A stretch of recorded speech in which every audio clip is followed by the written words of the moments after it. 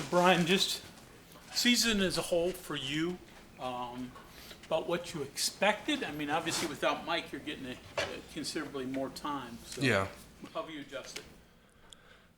Well, I'm definitely hurting for Mike. I didn't expect this to happen at all, but like given the way that things have gone, I'm just trying to make the most of my opportunity.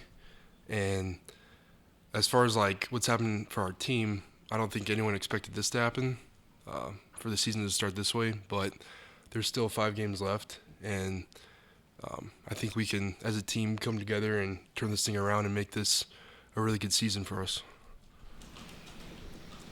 You talked to Mike at all?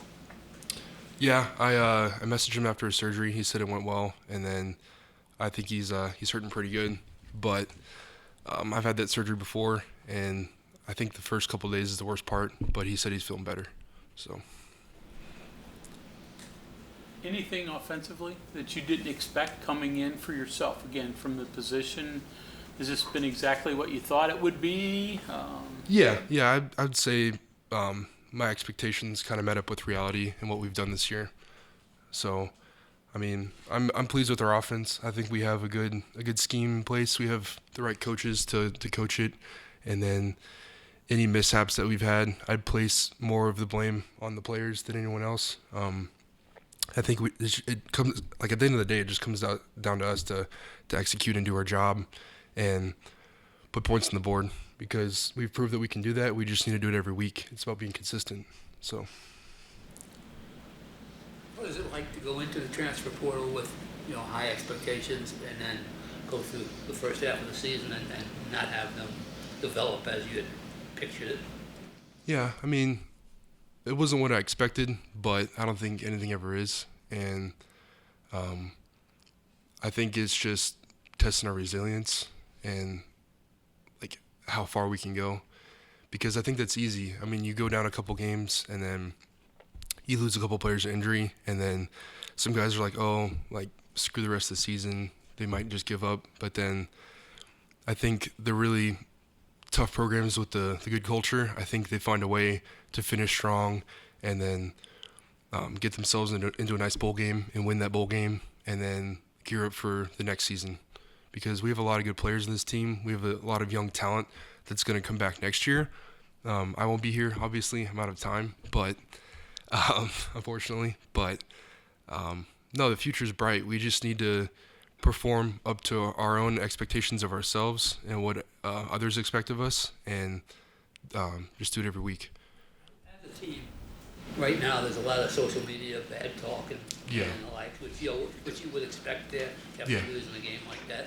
How do you shut that out? How do you say that's the fans? They're they pay their money, but they're not in the locker room.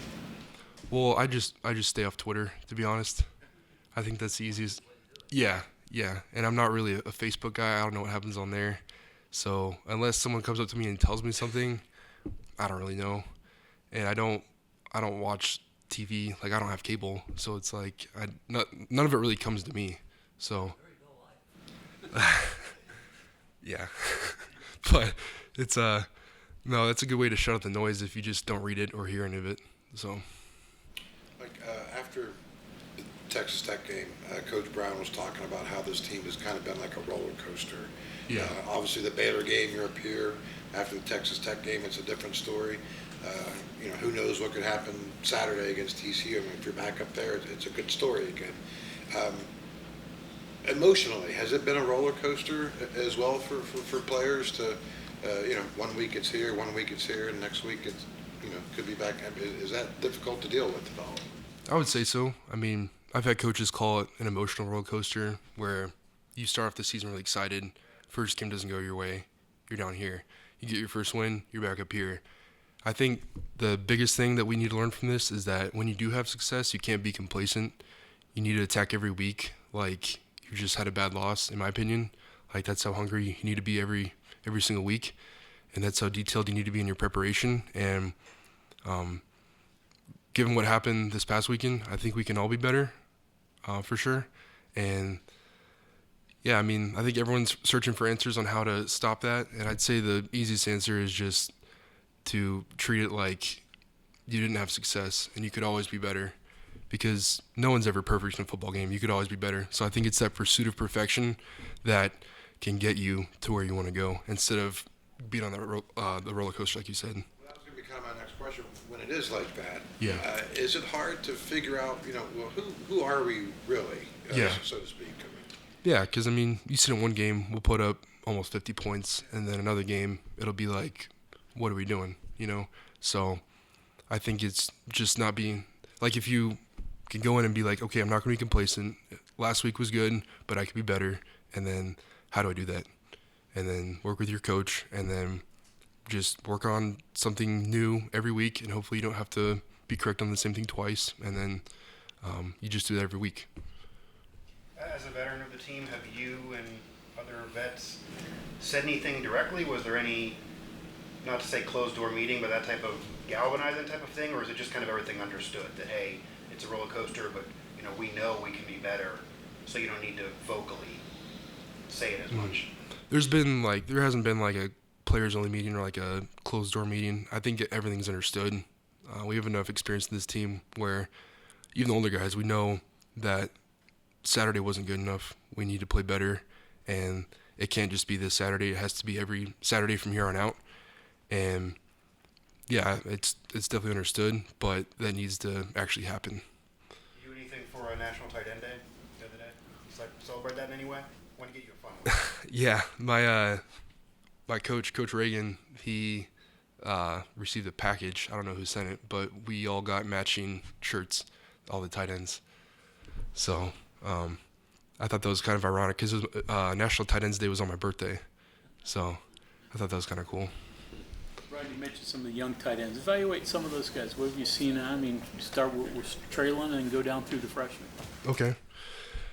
So Traylon, I think he's ahead of where a lot of people would expect him to be. He's gotten a lot more playing time than I think even he expected to have this year, but I think he's handled it well. Yeah, I think he's going to continue to develop. He has the size already. I think he's always had the size to play at this level, and he's a great kid. He's really smart, and he cares a lot about our team. So I think he's going to be a good staple in the tight end room for years to come. Victor Wickstrom, I think he's pound for pound one of the strongest guys on our team. I think that he just needs to continue to learn football and develop because he's from Sweden. So it's a lot different than like where I played in Texas, So I think once he puts everything together, I think he's going to be really dangerous and he's going to be a phenomenal player. Will Dixon, he just got here in August actually, and he was a late addition to our program, but he's going to be really good as well. He has elite size. I mean, I'm pretty sure I have to look up to talk to him. So he's well over 6'5", I'm pretty sure. So he's pretty fast. He's got good ball skills and he's smart, great person. So I think he'll be really good. Theo Graybill, he'll be really good. Great ball skills, great person. He's good. And then Trace Weitzel, he's good. I know he's been here for a couple years, but he just needs to continue to develop. So I mean, there's no shortage of talent in our room. We just need to keep building. Because in my opinion, we have one of the tighter rooms on the team. It's just the nature of playing tight end. So no, I think we'll be good.